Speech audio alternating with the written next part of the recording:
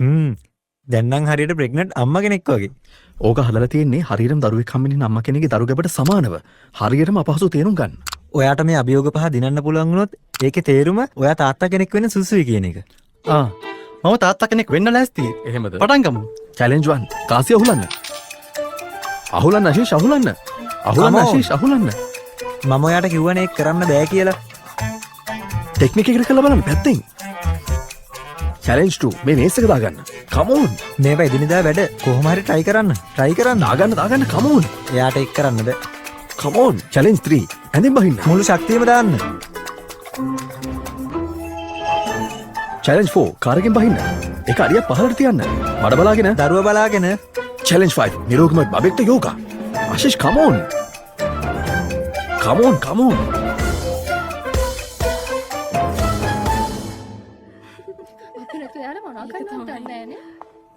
ඔයාලා ඔහෙ මොකද කරන්නේ? ආශීෂ්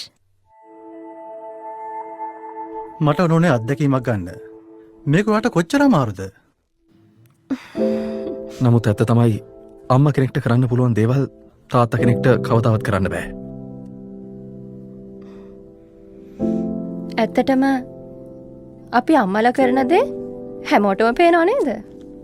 ඒත් ඇත්තටම තාත්තා දෙන සහයෝගය කාටවත් පේන්නේ නැහැ.